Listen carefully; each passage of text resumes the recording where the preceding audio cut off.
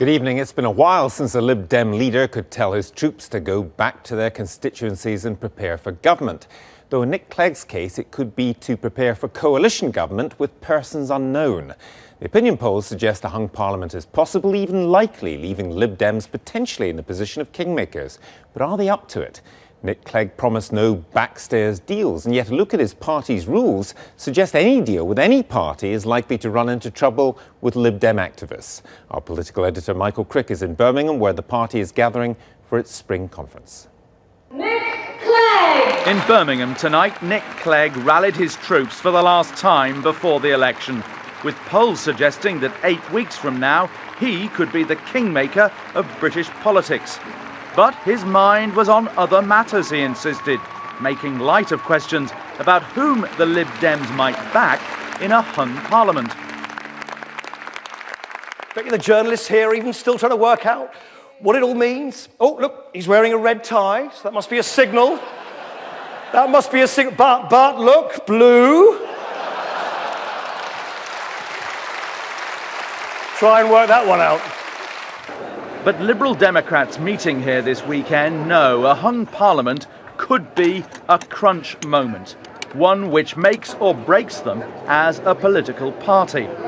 I think that the party's attitude to a hung parliament in general is, oh Lord, give us a hung parliament, but not yet. Simply because the logical long-term position of the party with electoral reform is that coalition government will become the norm. But in the circumstances here and now, in this election, there is no outcome that is a guaranteed winner for the party. The questions are several. Not just which way the Lib Dems might jump, but how far Nick Clegg might back another party in government, and whether his own party would actually let him. There's been much talk these past few days of a resolution passed by the Lib Dem conference in Southport back in 1998, which binds Lib Dem leaders into a complicated quadruple lock before they can get into bed with other parties. The Southport motion said such a deal could only be agreed with the consent of 3/4 of both Lib Dem MPs and the Lib Dem federal executive. Alternatively, it could have a straight majority of MPs and the federal executive, but also 2/3 of delegates at a special party conference. But if the conference agreed by less than 2/3, then it would also need a straight majority of party members in a special ballot. So officially, it seems Nick Clegg would have to overcome several substantial hurdles before he could do a deal. MPs, the federal executive, and if they're not wholehearted, then a special conference perhaps, and the ordinary party members. But the 1998 resolution also suggests it's not just coalition they were talking about, but any substantial proposal which could affect the party's independence of political action, whatever that means.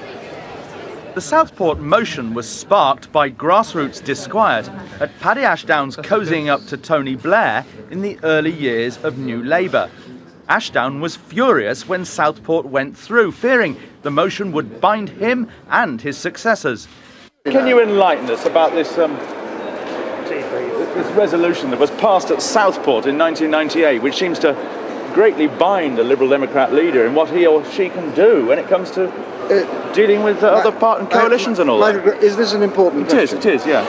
You know, I'm reminded a little of the answer that was given by William Gladstone, quite close to his deathbed, when he was asked what was the answer to the Schleswig-Holstein question. And he said, there are only 3 people who knew the answer to the Schleswig-Holstein question. One is dead, the second is mad, and I am the third, and I have forgotten. So your advice to Nick Clegg would be to ignore the Southport resolution? I never give advice to leaders. Yes, leader, this time. But Nick Clegg, beware. Southport is defended by one of these deadly Cybermen. Our forces must grow in strength. A senior Lib Dem federal executive member who used to play the role in Doctor Who. Give the order. What it guarantees is that the 3 key elements of the party, which of course are the parliamentary party, the federal executive and the federal conference, which represents the membership, are all happy with the decision that they have. It has the overwhelming support of those 3 bodies together. No, I believe you used to be a Cyberman, Doctor Who days.